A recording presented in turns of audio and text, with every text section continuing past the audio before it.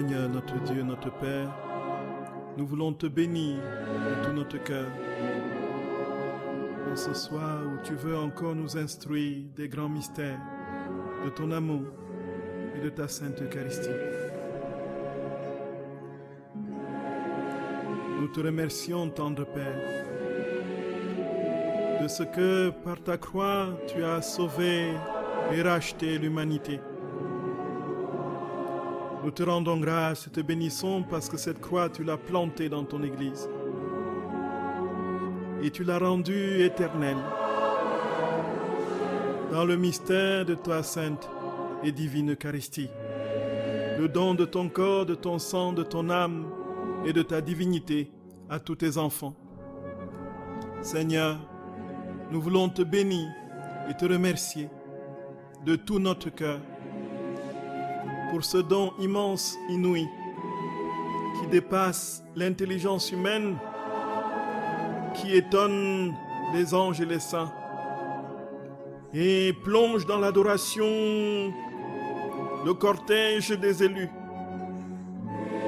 Des myriades et myriades et myriades d'anges et de saints autour du trône divin, lorsque tu viens t'établir, Seigneur, sur l'autel de la Sainte Messe. Nous t'adorons, Seigneur. Nous te bénissons au nom de tous et pour tous dans ta divine volonté. Et nous voulons réparer dans cette divine volonté tous les sacrilèges, toutes les indifférences et toutes les communions mal faites de toute l'histoire de l'humanité, Seigneur, depuis que tu l'as instituée. Gloria, Gloria, Gloria, béni sois-tu, Seigneur. Donne-nous de savoir et de comprendre jusqu'où nous sommes aimés, Seigneur.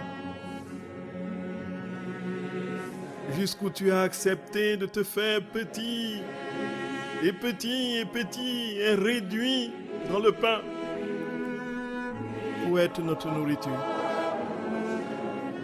De ce que tu as contenu dans cette miette de pain, Seigneur, l'entièreté de ton œuvre de création, de rédemption, de sanctification.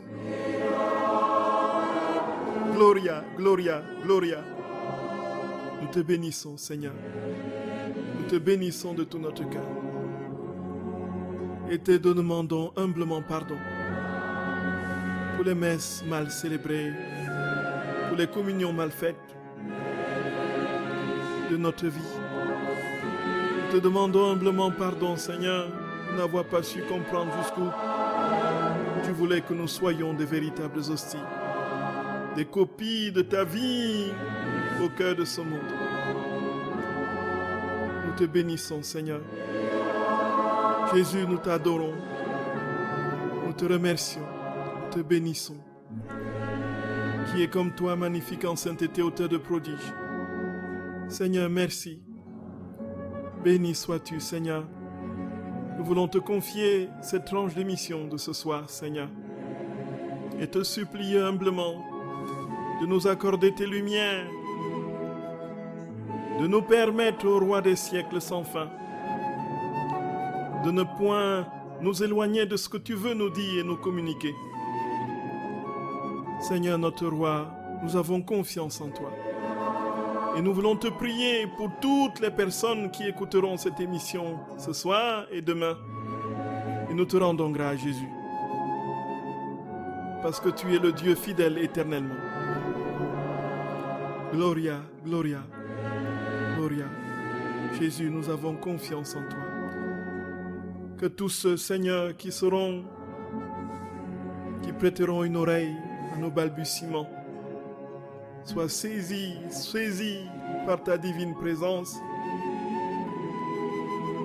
et goûte cette intimité que tu veux établir avec toutes les âmes. Goûte ta joie, goûte quelque chose du ciel. Jésus, notre Seigneur, notre Roi, viens nous instruire, viens parler en nous, viens prier en nous, viens penser en nous. Dieu de vie, au nom de tous et pour tous dans ta divine volonté, nous avons confiance en toi. Nous avons confiance en toi, Seigneur. Sois béni éternellement. Sois béni éternellement.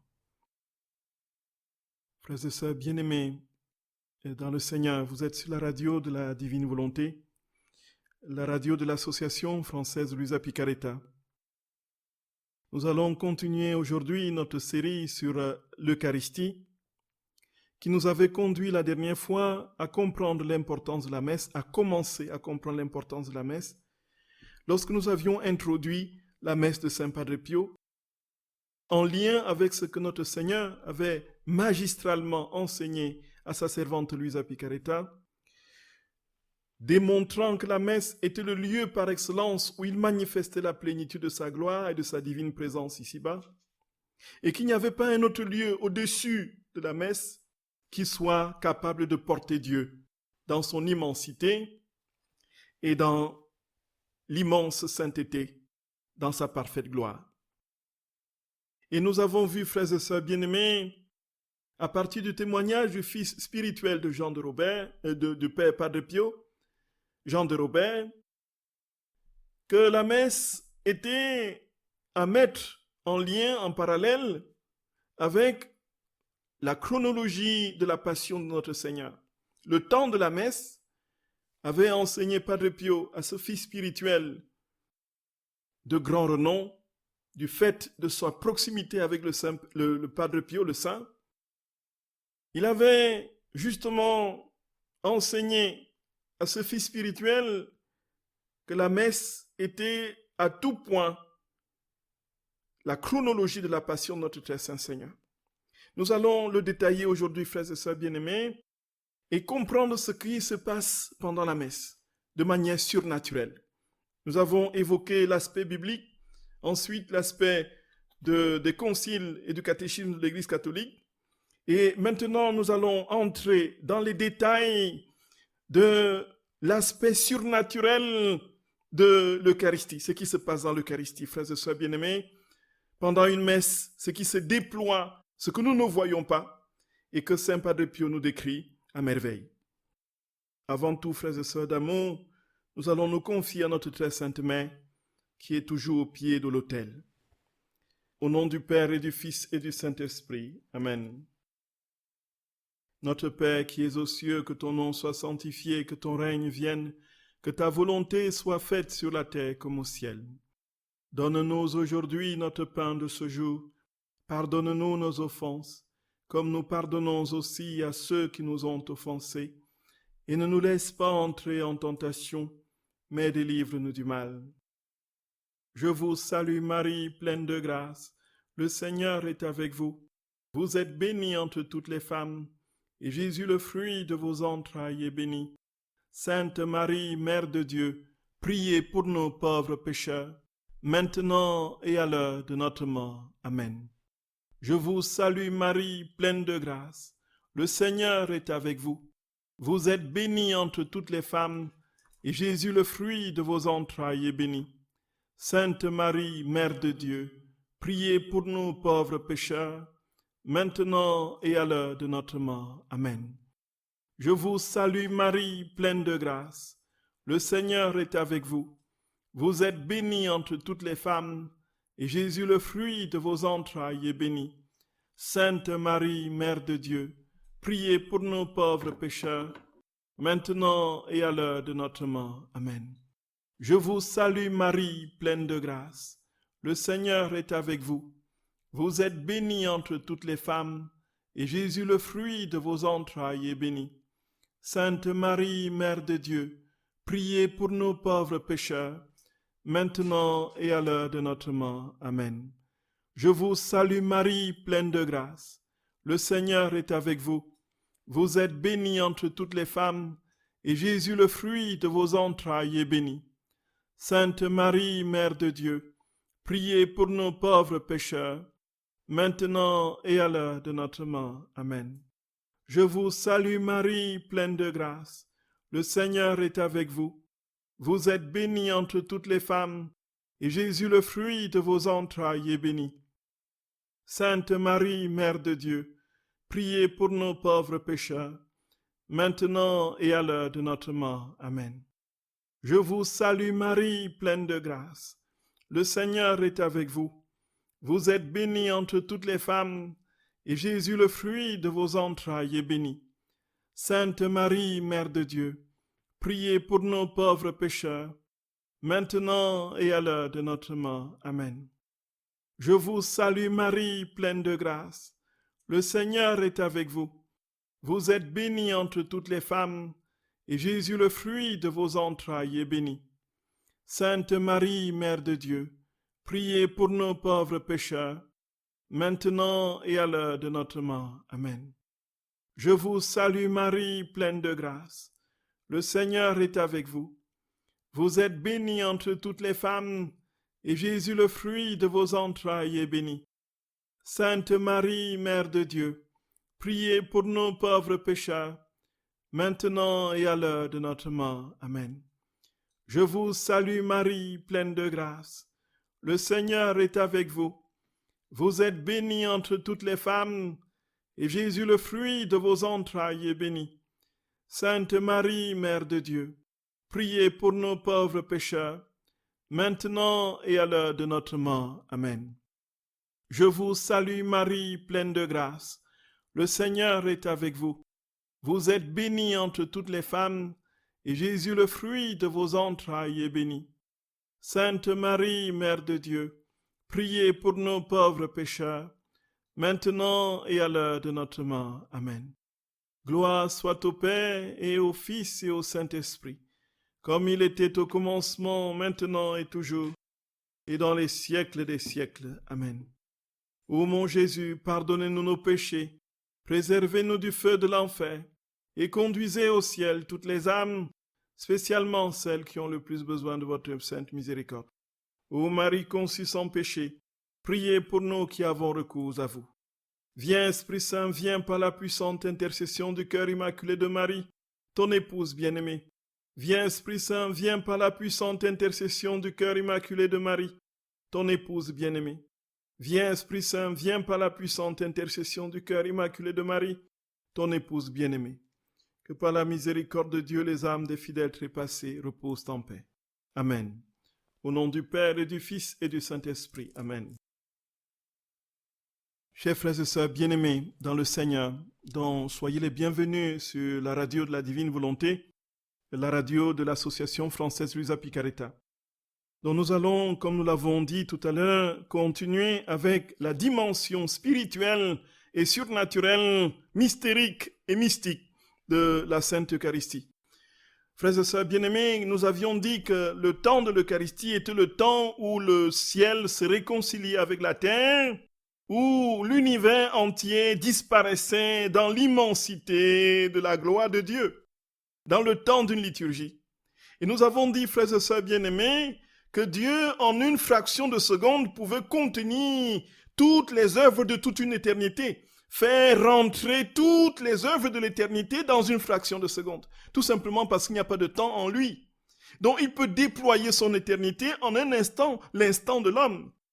En un temps, le temps de l'homme. Justement, il peut le faire en 10 minutes, il peut le faire en un quart d'heure, il peut le faire en 20 minutes. C'est pourquoi une messe célébrée en 20 minutes, c'est la même messe qui se célèbre en 2 heures ou en 3 heures, et c'est la même messe qui s'étend de toute éternité depuis que notre Seigneur est monté sur le calvaire et s'est rendu complètement, totalement et parfaitement néant et se donnant, accomplissant ce qu'il a promis à la scène.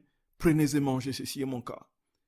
Depuis cette première Eucharistie, frères et sœurs bien-aimés, à la scène à Jérusalem, au Cénacle, jusqu'à la consommation des siècles, cette messe immense peut être contenue dans une fraction de seconde. Voilà. Et frères et sœurs, ce qui va nous être dit par Padre Pio tout à l'heure ne va pas nous étonner. Et comme on a dit tout aussi, il n'y a pas de temps, il n'y a pas non plus d'espace en Dieu.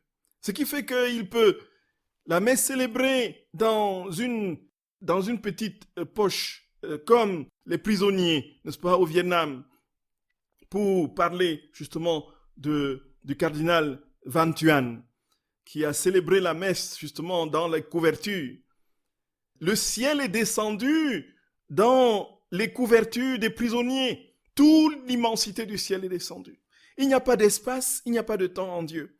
Donc il peut se déployer son immensité, sa sainteté, n'importe où, dans n'importe quel type d'espace, et quel que soit le temps, frères et sœurs bien-aimés, des hommes.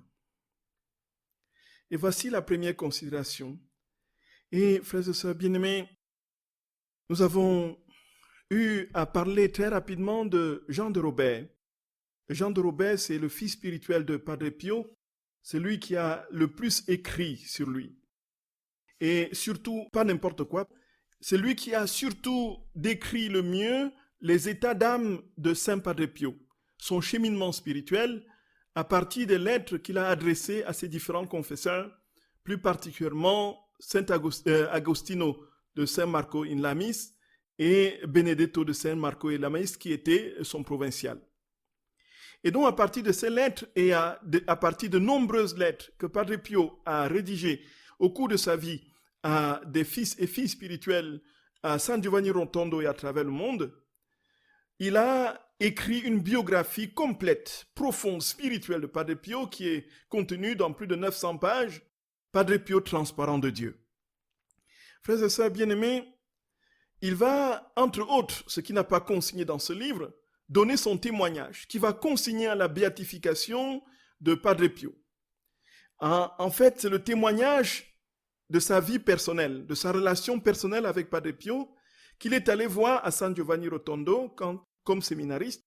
Padre Pio lui avait promis, naturellement, qu'il serait prêtre dans 3 ans. Entre-temps, la guerre est passée par là, il a été enrôlé dans l'armée pour la guerre de l'Algérie. Et alors que rien ne lui laissait penser qu'il serait ordonné 3 ans seulement après. Et donc, en Algérie, va se passer quelque chose de particulier. C'est que Padre Pio va, la veille d'un événement que je vais vous décrire, Saint Jean de Robert va recevoir un mot de Padre Pio, il ne sait comment, qui lui dit que voilà, la vie est une grande lumière, la vie est un grand combat qui débouche sur une grande lumière. Lorsqu'il écoute ce témoignage, frères et sœurs bien-aimés, qu'est-ce qui se passe? Il va ne pas comprendre le sens. Jusqu'au lendemain, effectivement, le lendemain, ils sont encadrés, ils sont cernés par le Front de Libération Nationale qui va littéralement les fusiller. Tout le régiment est fusillé, y compris Jean de Robert. Jean de Robert va donc faire l'expérience de la décorporation, comme il dit, comme il le consigne lui-même dans le procès de béatification de Padre Pio. Il va quitter son corps. Et donc, il va aller, frères et sœurs bien-aimés, il va aller dans les régions célestes. Il va traverser naturellement le ciel, il va traverser les âmes noirâtres. Ensuite, il va trouver des âmes d'une grande luminosité. Il va reconnaître tous ceux qui étaient là, du moins ceux qu'il avait connus sur cette terre. Ils avaient presque tous le même âge, environ 30-40 ans. Et puis il va monter plus loin, il voit des êtres encore plus lumineux. Il était capable instinctivement de dire ceci est Saint Paul, ceci est Sainte Bénédicte, ceci est Sainte Agnès, ceci est Saint Martin, ainsi de suite. Il était capable d'identifier ces saints, n'est-ce pas? C'est Saint Clé, c'est Saint Anaclée, ainsi de suite. Il était capable instantanément, sans aucune information, de reconnaître tous les saints qu'il avait lus, qu'il connaissait de l'Église. Même ceux qui n'avaient pas lu, il les connaissait avec toute leur vie, de leur histoire. Ils étaient plus lumineux que les premiers qu'il avait rencontrés. Et donc, quand il va plus loin, qu'est-ce qu'il rencontre? Il rencontre notre très sainte mère, la Vierge Marie, frères et sœurs bien-aimés. Et notre très sainte mère lui tend les mains, et puis il saute dans les bras de la très sainte mère. Et derrière notre très sainte mère, il y avait notre Seigneur qui l'attendait, qui l'a embrassé, et derrière notre Seigneur, il y avait une source lumineuse, une source de lumière, et ineffable et éblouissante qu'il a deviné être le Père. Il est donc entré justement dans cette source lumineuse, il se retrouvait dans son corps, sur la terre. Et donc, tous les autres camarades du régiment étaient fusillés, ils étaient là tous morts. Le seul qui avait échappé, c'était le chef du régiment. Et quand il est allé voir le chef du régiment, il a dit, mais c'est un miracle. Qu'est-ce qui se passe? Il était criblé de balles partout. Et donc, il a donc compris le sens du mot qu'il avait reçu la veille de Padre Pio. La vie est un grand combat qui débouche sur une grande lumière. En fait, la prière de Padre Pio l'a ramené sur la terre.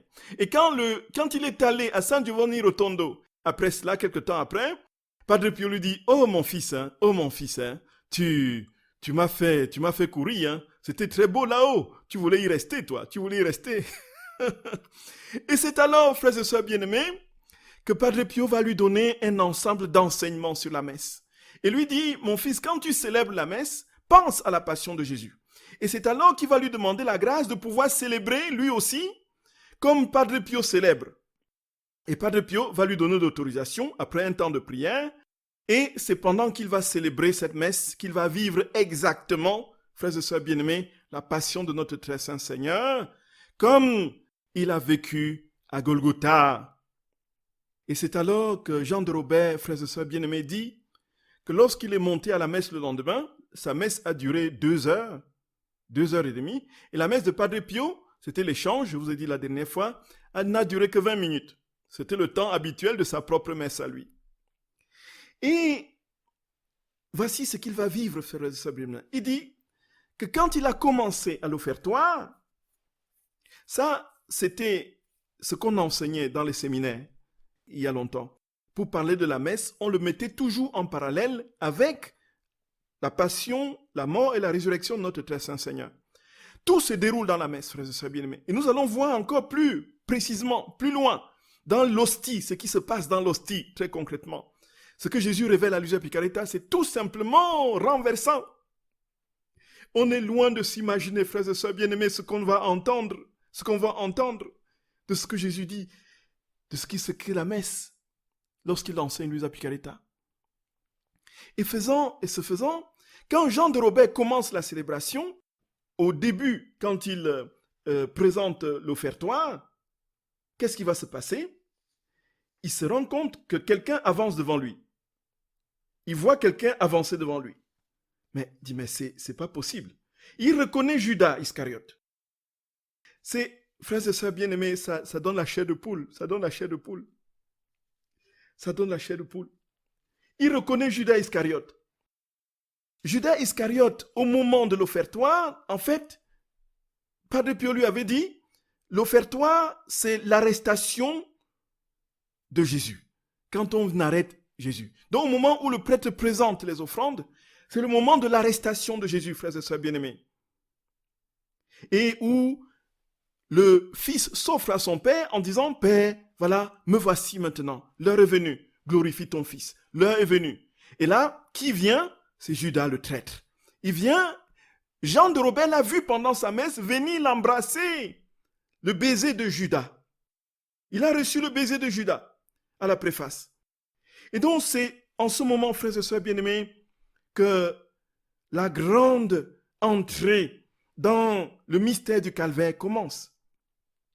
C'est pour ça que Padre Pio, quand il tenait la patène dans ses mains pour dire « Sutipe sante pater hanc immaculata mostiam quam ego indunus famulus », la formule que l'on récitait en latin, en ce moment particulier, frères et sœurs bien-aimés, tout le monde voyait le visage de Padre Pio pâlir. Il était dans une sorte de rougeur, il tremblait, et parfois il passait près de 20 minutes seulement pour dire cette phrase. En fait, qu'est-ce qui se passait? Il était dans la scène du calvaire.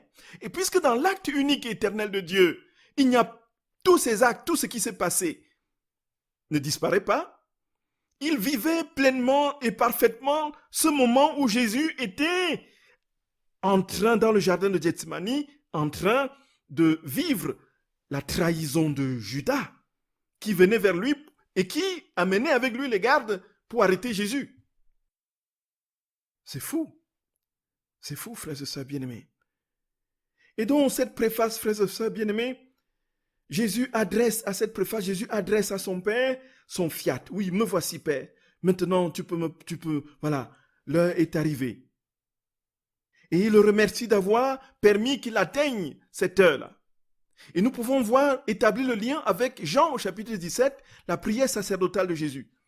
Maintenant, Seigneur, tout est, voilà, j'ai achevé l'œuvre que tu m'as confiée. Je n'ai perdu aucun de ceux que tu m'as donnés, sauf le fils de la perdition. Donc, il fait le bilan. Maintenant, Seigneur, je m'offre à toi. Voyez, frères et sœurs d'amour, voyez, Jésus de mon cœur, nous t'aimons Seigneur, nous t'aimons Papa, nous t'aimons Jésus d'amour, nous t'aimons de tout notre cœur. Je t'en supplie, aide-nous à savoir te dire notre fiat, notre fiat. Nous verrons dans les temps prochains, justement, comment à chaque étape de la messe, on peut les vivre dans la divine volonté. Et puis, ensuite, depuis la prière eucharistique jusqu'à la consécration, là, on est, frères et sœurs bien-aimés, dans le moment où Jésus est conduit chez Anne puis chez Caïphe, et où il est flagellé, il est couronné d'épines, où il commence son chemin de croix, il traverse les ruelles de Jérusalem, et où il regarde tous ceux qui sont autour de lui, et qui crient, qui jacassent, et Jésus les regarde. Nous voyons qu'est-ce qui s'est passé pendant tout le chemin de croix. Jésus a prié pour tous les passants, tous ceux qui étaient là, toute la foule, pour chacun d'eux. Il priait en montant le calvaire. Non seulement chacun d'eux, mais toute l'humanité passée, présente et future. Il les portait. Et en ce moment, nous nous souvenons, frères et sœurs bien-aimés, que nous prions pour les vivants, ce qu'on appelle le memento des vivants. En ce moment, alors, Jésus prie pour chacun de ceux qui sont à la messe et prie pour tous ceux qui ne sont pas là et pour tous ceux qui viendront après nous, ainsi de suite. En ce moment, Jésus prie, frères et sœurs bien-aimés, pour l'humanité tout entière. C'est le moment du momento. Donc, il porte sa croix, il traverse les ruelles de Jérusalem, il est couronné d'épines, il est honni et craché, il prie, il prie, il prie, il prie pour les vivants qui sont là. En ce moment, frères et sœurs bien-aimés, Jésus véritablement accomplit son œuvre. C'est pourquoi, à la messe, il n'y a pas de distraction possible qui soit valable, frères et sœurs bien-aimés. Je commence à le dire pour moi-même, à moi-même. Le mystère est immense, est grand, et inouï, pour que nous soyons volontairement distraits. Pour que nous soyons volontairement distraits. Je ne parle pas des distractions involontaires qui sont liées à notre nature humaine pécamineuse et faillible. Je parle, frères et sœurs d'amour, des distractions volontaires que très souvent nous déployons dans les messes. Il n'y a pas de distraction possible. Et la consécration vient au moment de la consécration. Et en ce moment, frères et sœurs bien-aimés, on voyait Padre Pio lutter. Il était comme dans une lutte, Hoc est enim corpus meum. Pour dire, hoc est, ceci est mon corps livré pour nous. Hoc est enim corpus meum. De hoc. Il prenait un temps long, démesurement, irrationnellement long, par rapport à 3 ou 4 mots à prononcer. Ceci est mon corps. Par rapport à 4 mots, il prenait un temps et parfois il prenait un quart d'heure pour lâcher ce mot. Qu'est-ce qui s'est passé en ce moment? Padre Pio explique qu'en ce moment, il était empêché par les forces adverses de prononcer ces mots qui devaient créer Jésus dans le pain. Voyez, frères et sœurs bien-aimés, voyez ça. Il était empêché, on l'empêchait de prononcer le mot. Il devait combattre. On le voyait même parfois, n'est-ce pas, faire des gestes comme ça autour du pain, n'est-ce pas, autour de l'hostie qu'il montrait. Il faisait des gestes comme pour dire va-t'en, à gauche, à droite, n'est-ce pas, devant, derrière, ainsi de suite. Les forces du mal travaillaient à ce que le Jésus ne vienne pas. C'est pourquoi le premier lieu de dénaturation de la grâce que l'ennemi veut introduire, c'est à la messe. Quand il nous fera comprendre que la messe n'est pas grand-chose pour notre vie chrétienne, il aura gagné. Parce que nous n'aurons plus le ciel ici-bas. Il n'y a pas d'autre possibilité d'avoir le ciel, frères et sœurs bien-aimés, ici-bas, sinon à la messe. Disons ce que nous voulons, frères et sœurs, voilà la vérité. Voilà la vérité. Et puis, à cette consécration, c'est la crucifixion de Jésus. Et c'est pourquoi Padre Pio souffrait atrocement. Et alors, on va, en ce moment, le prêtre en ce moment, va rejoindre Jésus en croix. Puisque le prêtre célèbre in persona capitis, in persona Christi capitis, c'est-à-dire que dans la personne du Christ tête, Le prêtre célèbre dans la personne du Christ-tête, frères et sœurs bien-aimés d'amour. Et puisqu'il célèbre, c'est Jésus véritablement qui célèbre en lui, le prêtre est sur la croix avec Jésus. Et si, en ce moment, le prêtre, le Seigneur donnait la grâce, faisait la grâce au prêtre de vivre pleinement la messe qu'il est en train de célébrer, il serait tout simplement crucifié. Il verrait le sang jaillir de son côté, de ses mains, de ses pieds, de sa tête, son front. Oh Jésus d'amour, Jésus de mon cœur, Jésus de mon cœur. Alors, frères et sœurs bien-aimés, et en ce moment, c'est la prière liturgique qui suit immédiatement la consécration. Et ensuite vient la doxologie, le par lui, avec lui et en lui. Padre Pio dit à Jean de Robin que cette doxologie correspond au cri que Jésus a poussé sur la croix. In manus tuas pater commendo spiritum meum. Père, entre tes mains, je remets mon esprit. Je remets mon esprit. Et en ce moment, dit Padre Pio, n'est-ce pas, le sacrifice est consommé et accepté par Jésus, par le Père. Et en ce moment, frères et sœurs bien-aimés, il y a la réconciliation du ciel et de la terre. Il y a la réconciliation du ciel et de la terre. Et c'est pour cela qu'on prend le Notre Père. Il faut dire, frères et sœurs bien-aimés, que la liturgie a toute une histoire. On ne peut pas venir fabriquer sa liturgie comme ça, en disant, voilà, je veux célébrer ma messe à ma manière, ainsi de suite. La liturgie est fondée sur toute une histoire, un travail de longue haleine que notre Seigneur lui-même a mis en place et qui a évolué, mais qui a gardé son substrat permanent, qui est parvenu jusqu'à nous aujourd'hui. Et ensuite, on prie donc le Notre Père pour sceller cette réconciliation du ciel et de la terre, puisque tout est accompli. Voyez, frères et sœurs bien-aimés, dans le par lui, avec lui, en lui, à toi Dieu le Père Tout-Puissant dans l'unité du Saint-Esprit, tout honneur et toute gloire pour les siècles des siècles. Voyez, frères et sœurs d'amour. Et ensuite, le prêtre va fractionner le pain. Quand il rompt le pain, surnaturellement, ce qui se passe à l'autel, si nos yeux s'ouvrent, nous voyons Jésus qui penche la tête et qui meurt. Jésus meurt. Quand le prêtre brise l'hostie. Et ensuite, il prend une petite parcelle de l'hostie qu'il met dans la coupe. Et en ce moment, puisque le corps de notre Seigneur, qui était séparé de son sang, se réunissent, là, c'est la résurrection. Donc Jésus ressuscite en ce moment, frères et sœurs bien-aimés, de sorte qu'à l'autel, nous communions au corps ressuscité du Christ notre Seigneur. Quand nous mangeons le pain, nous mangeons le corps vivant, glorieux, ressuscité de Jésus notre Seigneur, frères et sœurs bien-aimés, quand nous communions. Il n'y a pas son pareil, frères et sœurs d'amour. Il n'y a pas son pareil. Et alors, c'est le moment où le Christ vivant vient vivifier le corps de son Église, vient vivifier chacun de nous et nous donne, communique d'une manière pleine et totale sa propre vie. Et nous pouvons en ce moment, frères et sœurs d'amour, faire l'expérience du ciel si notre cœur est bien disposé. Le problème, c'est que nous communions sur un tas d'immondices. L'hostie tombe sur un tas d'immondices.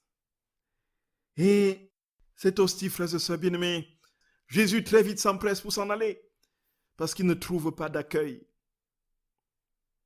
Et ensuite, nous communions, frères et sœurs bien-aimés. Remarquons, frères et sœurs d'amour, ce qui va se passer quand le prêtre nous donne l'hostie. Quand le prêtre nous donne l'hostie, frères et sœurs. Que contient cette hostie? On a dit que en Jésus, il y avait la double nature humaine et divine.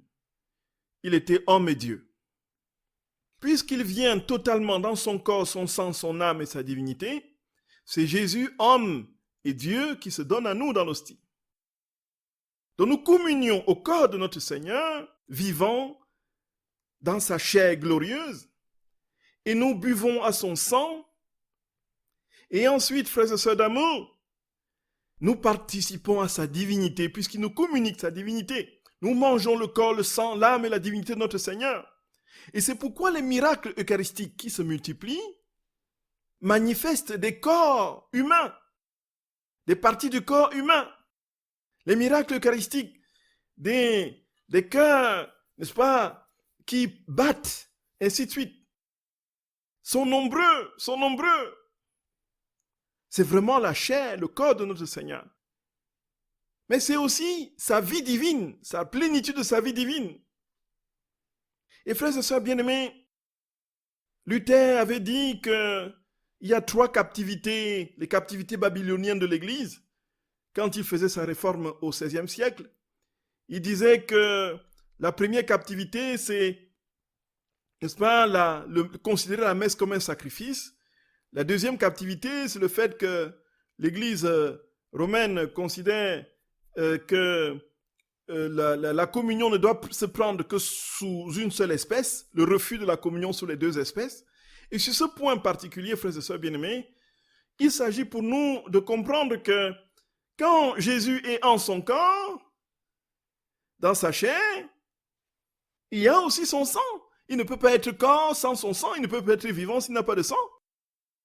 En vertu du principe de concomitance. Cela veut dire que quand le prêtre prononce le mot, la parole de Jésus, « Ceci est mon corps livré pour vous », ce qui se change dans le pain, c'est la substance même du pain qui se change en corps du Christ. C'est véritablement le corps du Christ.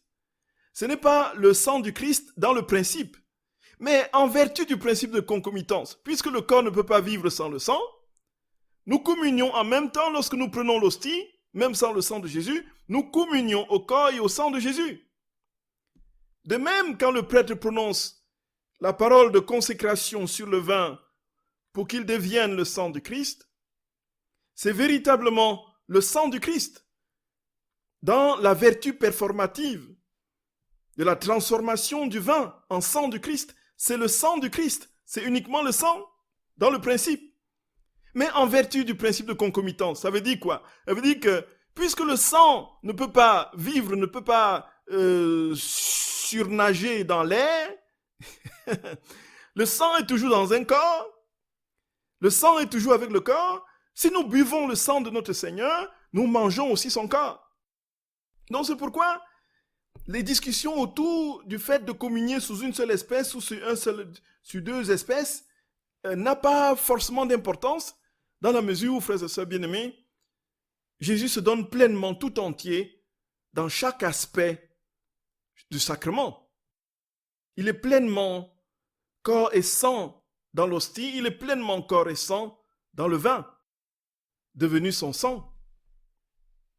Voyez, frères et sœurs d'amour, cela veut dire quoi très concrètement? Continuons, frères et sœurs bien-aimés, la compréhension du grand mystère. Et puisque Jésus est entièrement et parfaitement en son corps, son sang, son âme et sa divinité dans l'hostie, puisqu'il est un avec le Père dans la communion du Saint-Esprit, cela veut dire que le Père et le Saint-Esprit sont avec lui dans l'hostie. Dans l'hostie, on a donc non seulement le Fils, mais le Père et le Saint-Esprit. Parce qu'ils sont liés. Là où est le Père, là est le Fils. Là où est le Fils, là est le Père. Dans la communion du Saint-Esprit. Et donc les 3 personnes divines sont dans l'hostie.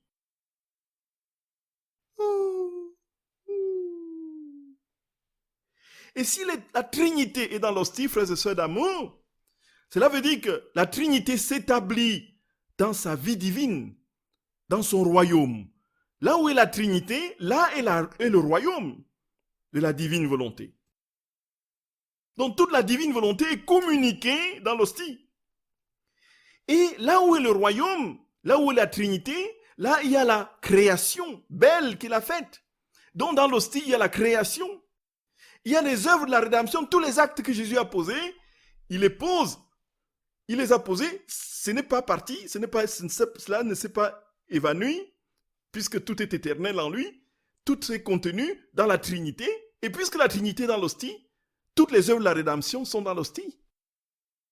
Les miracles, les paroles qu'il a prononcées, les guérisons qu'il a faites, frères et sœurs bien-aimés, les résurrections, ces nuits d'angoisse pour le salut des hommes, sa passion, sa mort, sa résurrection, tout est dans l'hostie. Nous ne nous rendons pas compte, frères et sœurs bien-aimés. Nous ne nous rendons pas compte de ce qui se passe à la messe. Nous ne nous rendons pas compte. Nous ne nous rendons pas compte du tout. Quand nous communions au corps de notre Seigneur, nous communions à l'ensemble des œuvres de la création, de la rédemption, de la sanctification. Et je sais pourquoi Jésus dira, frères et sœurs bien-aimés, à Luisa Picaretta, de manière insistante, que dans chaque hostie, il souffre. On aura l'occasion de le voir. C'est en vertu de ce grand principe, frères et sœurs d'amour, en vertu de ce grand principe, du fait que là où est Jésus, là est le Père, le Fils et le Saint-Esprit. Lui, le Fils, attire le Père et le Saint-Esprit dans la communion trinitaire puisqu'il ne peut pas être seul. Et là où est la Trinité, là est la très sainte Mère. Et là où est la très sainte Mère, là sont les saints, les milliards des saints, des anges et tout ça. Cela veut dire, frères et sœurs bien-aimés, que dans l'hostie, la petite parcelle d'hostie que nous recevons à chaque messe, tout le ciel y est contenu. Tout le ciel y est contenu, frères et sœurs d'amour. Tout le ciel se trouve dans chaque hostie. Voilà la vérité. La création, la rédemption, la sanctification, le ciel, la vie divine, le royaume de la divine volonté dans l'hostie. C'est pourquoi Jésus dit, frères et sœurs bien-aimés, il est pressé que nous soyons nous-mêmes des hosties pour qu'il vienne établir son ciel en nous. Frères et sœurs d'amour, saurons-nous être un tout petit peu plus attentifs à la messe? Saurons-nous être un tout petit peu moins distraits? Saurons-nous être un tout petit peu plus amoureux de Jésus et de tout ce qui se déploie au ciel, frères et sœurs bien-aimés, à la messe? Jésus d'amour, pardonne-nous, nous t'en supplions. Regardons, frères et sœurs, cette humilité de notre Seigneur. Au-delà de tout ce que nous pouvons imaginer, il n'y a pas de nom, il n'y a pas de nom, il n'y a pas de nom.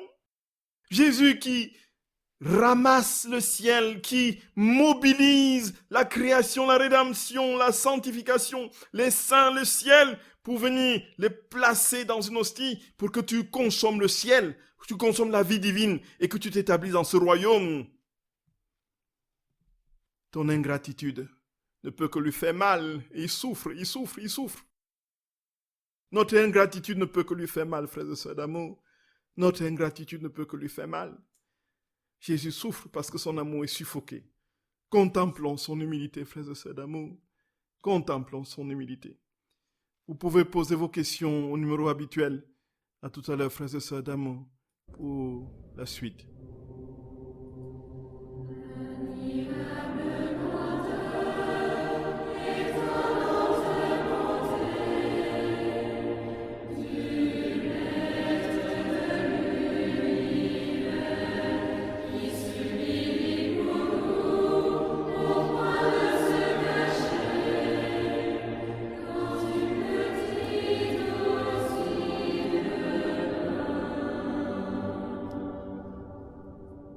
Frères et sœurs bien-aimés, je vous salue de tout mon cœur. Vous êtes sur la radio de l'Association française Luisa Picaretta, la radio de la divine volonté.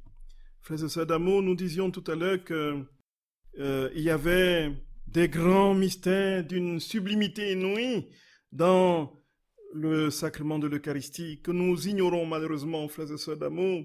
Tout simplement parce que, effectivement, le caractère surnaturel de la célébration eucharistique a été progressivement, avec les évolutions du temps, frères et sœurs bien-aimés, mis sous boisseau. Et on a davantage exalté l'aspect, comme ça a été dans les débats conciliens, de l'aspect repas, l'aspect festif, l'aspect du rassemblement. Donc l'accent a été mis davantage sur la communion entre les personnes, plus que sur la communion avec Dieu, qui offre le grand mystère. Et ensuite, il y a eu l'évolution dans les cercles œcuméniques d'une compréhension de la messe qui progressivement s'alignait sur les positions, justement, pour essayer de faire consensus chez les théologiens, n'est-ce pas, sur les positions, n'est-ce pas, réformées. Et c'est alors, frères et sœurs bien-aimés, que progressivement, notre catéchisme s'est appauvri. Et on n'a pas suffisamment présenté cet aspect, même aux enfants, qui ne savent pas qu'ils ont un ange gardien, qui ne savent pas qu'ils peuvent prier leur ange gardien, qu'il y a cette dimension surnaturelle de la présence divine qui les entoure, qu'il y a cette présence du ciel qui les porte au quotidien, que leur saint patron est toujours avec eux, qu'ils peuvent prier la Vierge Marie qui les accompagne, ainsi de suite. Et donc ça, frères et sœurs bien-aimés, c'est ce que nous pouvons répondre à notre sœur Martine. Pourquoi ces enseignements ne sont-ils pas plus diffusés? Et justement, tout simplement parce que à un moment donné, effectivement, même dans les séminaires, quand on allait un peu plus dans la pratique on essayait de considérer davantage cette dimension verticale de la célébration et du mystère chrétien, on était considéré comme piétiste et puis, n'est-ce pas, illuminé, et on était de toutes les façons, aujourd'hui, le Seigneur sait prendre sa revanche. Il n'y a pas à s'inquiéter. Le Seigneur sait prendre sa revanche, frères et sœurs d'amour. C'est que personne ne peut l'empêcher d'établir son règne dans les créatures. Et au fur et à mesure, aujourd'hui, plus que jamais, le renouveau de la messe, on voit ça de plus en plus, frères et sœurs. Tout ce mouvement qui réclame ardemment la Sainte Eucharistie dans les situations de confinement, c'est révélateur de cette soif ardente au cœur de ce petit reste, de retrouver cette forte et profonde dimension verticale que l'on a dans la célébration, qui n'est pas simplement le lieu de rassemblement pour se connaître, pour tisser un lien social, pour communiquer, pour communier entre nous et partager nos problèmes, mais qui est davantage le lieu où nous rencontrons Dieu, et c'est lui seul qui peut nous unir. Et naturellement, comme disait quelqu'un, plus les gens s'approcheront de la croix de notre Seigneur, plus ils se rapprocheront les uns les autres. C'est pas l'inverse. Voyez. Donc, la dimension repas, la dimension festive, mémoriale du repas, avec tout ce que cela comporte, a été mise en avant et a complètement dégommé, n'est-ce pas, cette dimension sacrificielle de l'Eucharistie. Donc, le sacrifice, la messe considérée comme un véritable sacrifice, n'a plus été naturellement prise en compte. Et une autre question, frères et sœurs d'amour, c'est une personne, donc c'est Sylvain, qui veut savoir s'il y a une date précise où Luisa Picaretta a reçu le cadeau de la divine volonté. Oui, tout à fait, mon cher frère bien-aimé. Il est dit au tome 1, je crois que c'est au tome 1, il y a un passage effectivement où Luisa va aller au ciel et en présence de la Trinité, elle va recevoir, justement, renouveler son mariage mystique qu'elle a fait il y avait quelque temps. Et en ce moment, justement, Jésus va lui donner ce don divin, le cadeau de la divine volonté. Je pense que c'était le 8 septembre, à la fête de la nativité de notre très sainte mère, le 8 septembre 1889. Le 8 septembre 1889, en la fête de la nativité de la Vierge Marie. Donc au tome 1, on l'a. Au tome 1, on l'a. Là, il n'y a pas de date précise de ce jour-là, mais sauf que en note de bas de page, dont je vous lis un peu, j'ai le tome devant moi. Alors, lorsque 11 mois, elle dit 11 mois plus tard, en la fête de la nativité de la très sainte Vierge Marie, donc en fait, elle renouvelait le mariage mystique qui s'était passé 11 mois auparavant.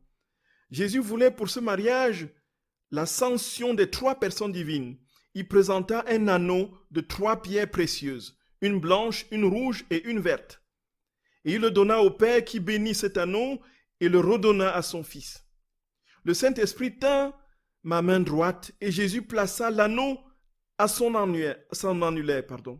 À ce moment, l'un après l'autre, les trois personnes divines me donnaient le baiser ainsi qu'une bénédiction particulière. Et donc, voilà la description qu'elle fait. Et donc, en note de bas de page, il est dit que c'était le 8 septembre 1889. Ouais, effectivement. Et Louisa avait 24 ans. Donc, c'est la date où elle a reçu le cadeau de la divine volonté. Donc, on peut bien le situer, le dater très précisément.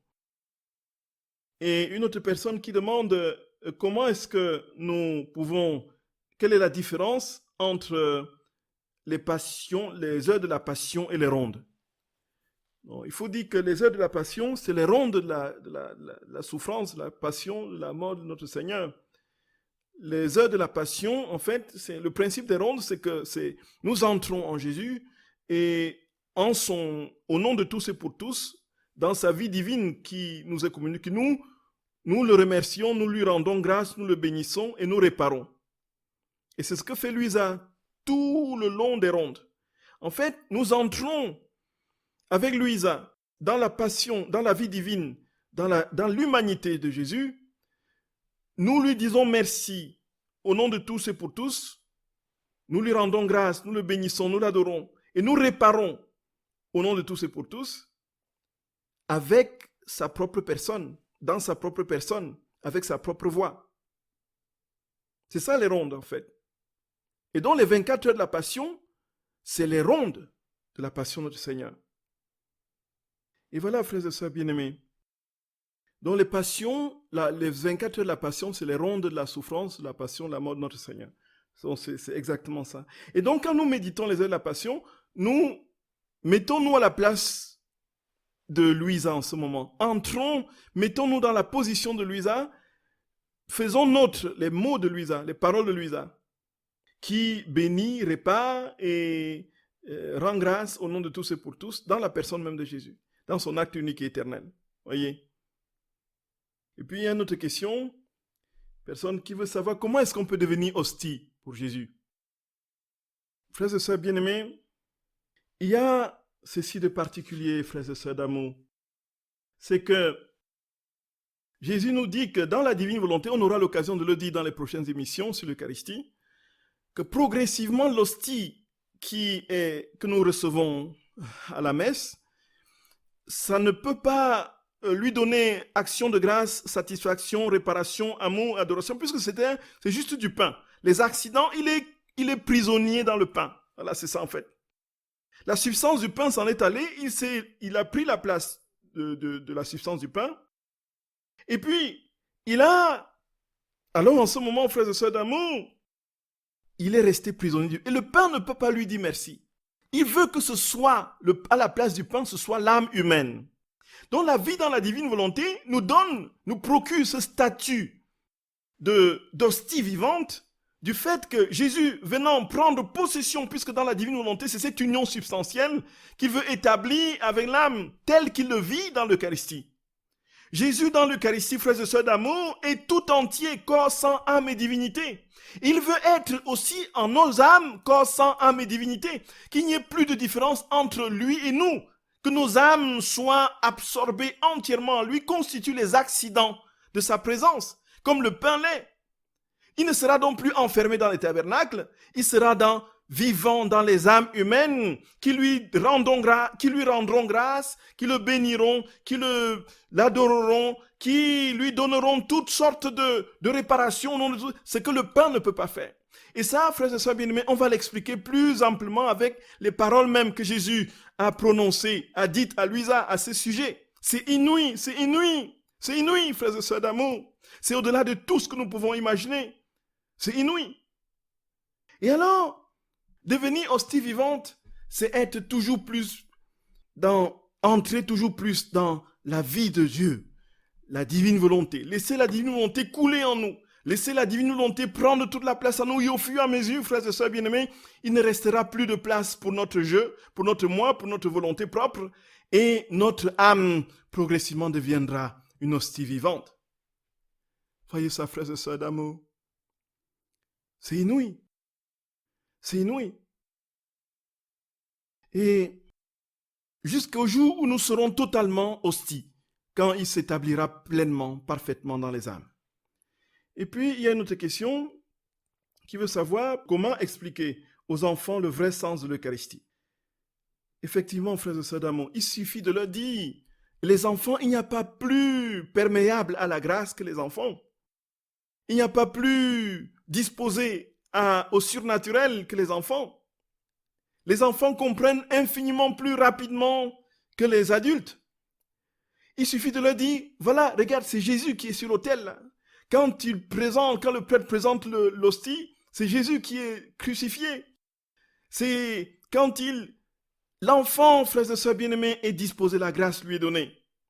Et si dans nos catéchèses, il y a un renouveau catéchétique qui est louable après un temps de vacillement et de tâtonnement absolument terrible et effroyable pour la génération qui a connu ces différents essais catéchétiques après, n'est-ce pas, la réforme conciliaire. Aujourd'hui, on assiste à un renouveau catéchétique et les nouveaux programmes qui sont proposés expliquent de plus en plus ce qu'est la messe en vérité. Et là, reste maintenant à aller plus loin et à établir ce rapport entre ce qui se passe à la messe et la passion de notre Seigneur. Ce qui était logique, ce qui était pleinement établi dans les cœurs, dans les âmes des saints qui nous ont précédés. Pour eux, c'était évident. Puisque tous les manuels catéchétiques, n'est-ce pas, rapportaient ces vérités-là.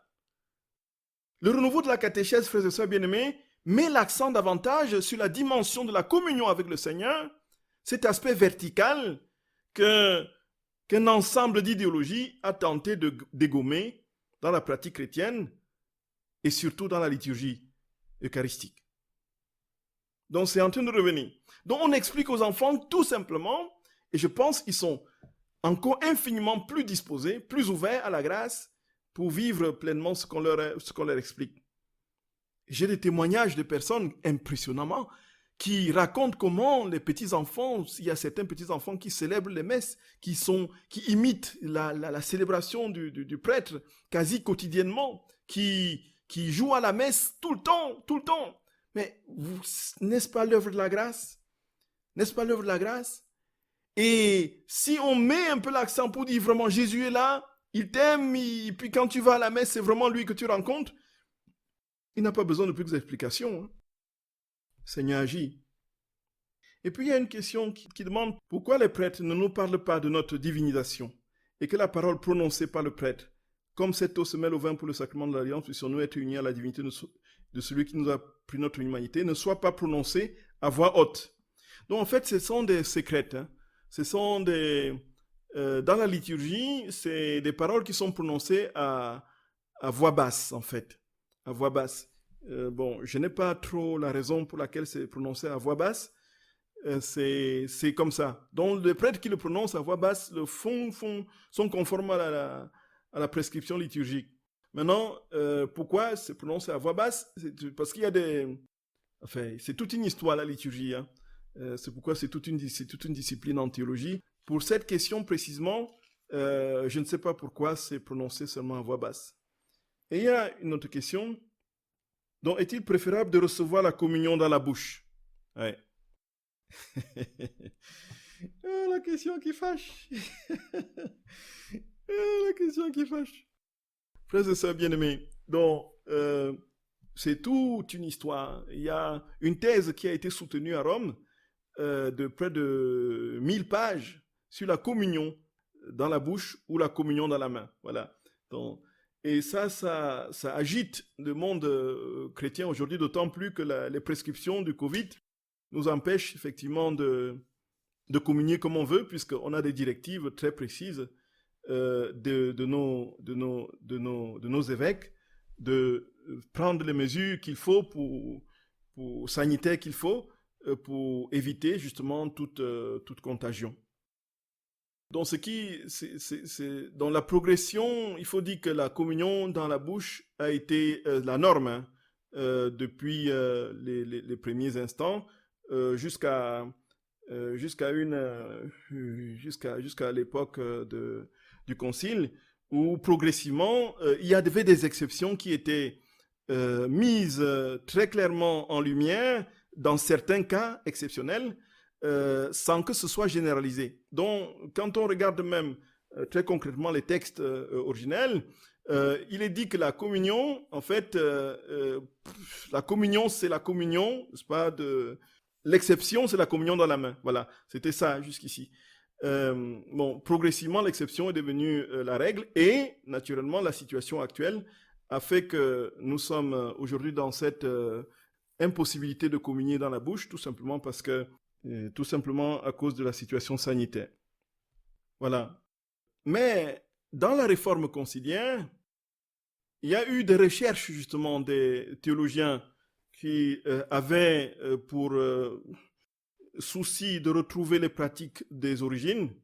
Et là, on tombe sur un texte justement d'un père de l'Église qui donne des prescriptions particulièrement précises sur la manière de communier. Et visiblement, dès le IVe siècle, on communiait justement sur la main. Voilà le texte qui est mis en avant justement pour justifier, pour ceux qui sont pour la pratique de la communion dans la main, n'est-ce pas, que la main, on a un texte d'un père de l'Église qui demande bien que la paume droite soit posée sur la paume gauche, ensuite que le communiant, n'est-ce pas, de sa paume gauche, de sa main gauche, prend le corps du Christ et le pose sur sa langue, ainsi de suite. Donc il y a ce texte-là qui est dans le retour aux sources de la réforme liturgique qui a justement plus ou moins mis de l'eau dans le moulin de ceux qui pensaient qu'il fallait communier dans la main.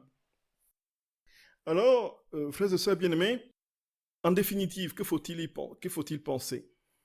Il y a un article d'Aletheia qui avait été très précis sur les modalités et puis demandait aux personnes qui, dans la situation sanitaire actuelle, ne pouvaient pas communier justement sur la langue, de disposer d'un mouchoir blanc qu'ils portaient, n'est-ce pas, pour que le corps du Christ ne touche pas leurs mains, selon ce qu'ils croient fondamentalement, n'être pas capable effectivement de recevoir le corps du Christ dans leurs mains, alors que ce soit le mouchoir, et ensuite ils le porteront à leur bouche respectueusement. Bon, pour le moment, donc, nous sommes, nous, prêtres dans l'obéissance. Notre évêque nous a demandé de donner la communion dans la main, et nous obéissons à l'évêque. Donc, cette posture d'obéissance nous protège, nous. Voyez. En définitive, ce que le Seigneur veut, quel est son projet? Le but, en définitive, frères et sœurs d'amour, c'est quoi? C'est que l'âme humaine soit brûlée d'amour pour lui. C'est que l'âme humaine soit brûlée d'amour pour lui. Nous pouvons communier sur la langue avec un cœur vénéneux, un cœur rempli de rapines. Ça ne portera pas de fruits, simplement parce que nous avons communié sur la langue. Et la communion dans la main ne va pas nous conduire en enfer. Je ne sais pas trop. Pour le moment, voici ma position. J'obéis à mon évêque. Bon, quand mon évêque me demandera de donner la communion librement, comme les chrétiens le souhaitent, je donnerai la communion dans la bouche. Voyez. Pour le moment, je tiens compte de l'obéissance de mon évêque. Et l'obéissance, frères et sœurs bien-aimés, on ne se trompe pas dans l'obéissance. De toutes les façons, Louisa était la parfaite obéissance, l'incarnation même de l'obéissance. Même quand Jésus lui disait les choses qui étaient contraires à ceux de son confesseur, il disait à son confesseur, justement, il disait à Louisa, obéis à ton confesseur. Voyez. Bon, maintenant, voilà un peu ce que je peux dire. C'est une question très très délicate, comme vous le constatez. Vous l'avez remarqué à mes hésitations, mes tâtonnements et mes bégayements. Frères et sœurs bien-aimés, c'est pas facile. Mais toujours est-il que moi, je veux être dans l'obéissance pour le moment. Et je donne la communion, justement, dans les mains, à la messe, selon ce que l'évêque nous a demandé. Voilà. Voilà ce que je peux dire pour cette question. Donc, il y a une autre question qui veut savoir comment est-ce que je peux répéter quand commence et finissent respectivement l'offertoire, la consécration, le fait de rompre l'hostie, les grandes étapes de la messe en soi. Donc, l'offertoire commence quand on présente les dons. Tu es béni, Seigneur, Dieu de l'univers, toi qui nous donnes ce pain, ce qui dans l'ancienne liturgie, dans la messe ancienne, était en latin, Sucipe Sancte Pater, Immaculata Mosiam, Quam Ego Indunus Famulus, Tuo offretibus. hoc, calcium, et voilà, tout ça. Bon, il récite ça, et puis dans le pain, ce type de santé patéran qui m'a aussi, ainsi de suite, avec le vin. Ça, c'est l'offertoire. Pendant ce temps, on fait la quête. Voyez. Et vient la consécration. La consécration, n'est-ce pas, c'est quand la préface eucharistique est terminée. Ensuite, commence la consécration. En ce moment, les gens se mettent à genoux. Et ensuite, rompre l'hostie. À quel moment est-ce qu'on rompt l'hostie? C'est quand, à l'agnus, quoi. À l'agnus Dei. Quitolis peccata mundi, miserere nobis. Quitolis peccata mundi, miserere nobis. Et pendant ce temps, le prêtre rompt l'hostie. Il brise l'hostie. Il met une petite parcelle d'hostie dans le vin qui devient le corps ressuscité et glorieux du Seigneur. Selon la description que Padre Pio donne à Jean de Robert. Donc c'est le Christ ressuscité. Et on le trouvait même dans les manuels de théologie ascétique et mystique, frères et sœurs bien-aimés, pour expliquer la messe. Ce n'est même pas seulement Padre Pio. Padre Pio ne reprend qu'une vérité que les catéchismes d'alors et les manuels d'alors, n'est-ce pas, enseignaient. La vérité était là, en fait. Voilà. Voilà ce que je peux répondre à cette question. Non. Et à la fin, frères et sœurs bien-aimés, il y a la bénédiction finale. Le prêtre marque les fidèles de la croix de notre Seigneur. Et Saint Padre Pio dit qu'en ce moment, il y a un bouclier protecteur contre les assauts de Satan. Voyez un peu. Contre les assauts du malin qui descend sur les fidèles. C'est pourquoi il ne faut pas sortir de la messe avant que le prêtre n'ait donné la bénédiction finale. Parce que quand le prêtre donne la bénédiction finale, il trace sur tous les fidèles la croix de notre Seigneur qui les protège. En ce moment, si nous voyons ce qui se passe, c'est que les fidèles sont happés, sont absorbés dans la divine lumière qui jaillit de la croix de notre Seigneur. Ils sont protégés contre les assauts du malin. Voilà ce que Padre Pio dit, frères et sœurs d'amour. Ça, c'est la bénédiction finale.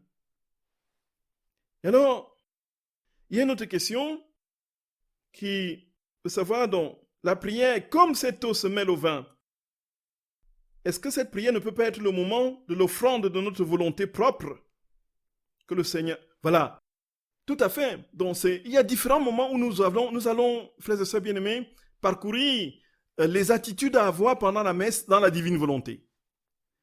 Et l'association, vous avez reçu le mail aujourd'hui, pour tous ceux qui sont membres de l'association, vous avez reçu le mail aujourd'hui où vous avez toutes les parutions qui sont, les nouvelles parutions, avec, donc, entre autres, la messe, vivre le saint sacrifice de la messe dans la divine volonté. Comment est-ce qu'on peut se comporter pendant la messe dans la divine volonté, frères et sœurs d'amour?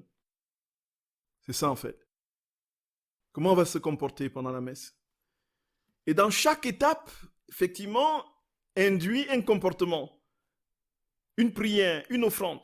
Et il y a effectivement beaucoup de moments où nous pouvons effectivement nous offrir au Seigneur. Il y a déjà l'offertoire où le Fils s'offre à son Père, où nous pouvons nous offrir avec le Fils.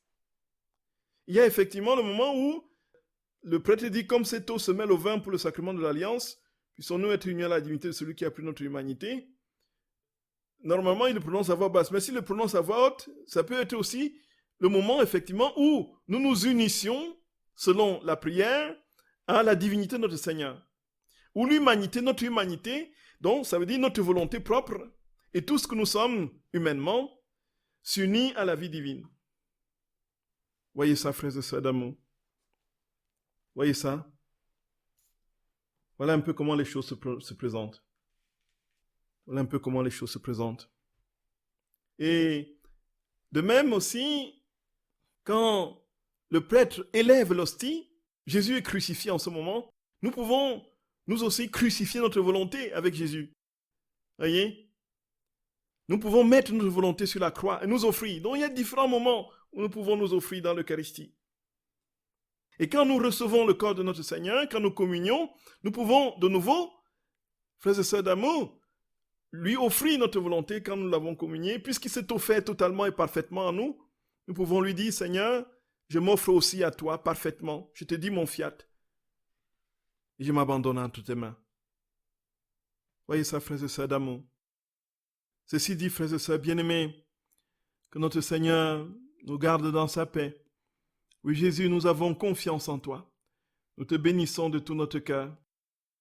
Accorde-nous la grâce de comprendre l'importance de ce grand mystère des mystères, de cette vie pleine, totale en toi, Jésus.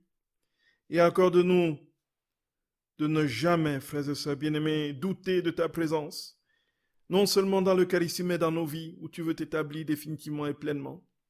Seigneur, accorde-nous la grâce de savoir te contempler, de t'aimer de tout notre cœur, et de vivre pleinement la vie que tu veux que nous vivions. Ta vie divine ici-bas. Sois béni, Seigneur notre roi. Sois béni, Jésus d'amour. Que ton nom soit éternellement béni. Nous avons confiance en toi. Nous avons confiance en toi, Jésus. Nous avons confiance en toi. Frères et sœurs bien-aimés, que le Seigneur, dans sa divine bonté, sa bienveillance, sa tendresse et son amour infini pour chacun de nous, étende sa main sur nos vies et nous bénisse. Au nom du Père et du Fils et du Saint-Esprit. Amen. Frères et sœurs d'amour, soyez infiniment bénis. Que le Seigneur vous garde dans sa paix. Et à jeudi prochain pour la suite de ce que le Seigneur veut nous dire sur l'Eucharistie. Soyez bénis, frères et sœurs d'amour. Soyez bénis. Soyez bénis. Soyez bénis. Soyez bénis.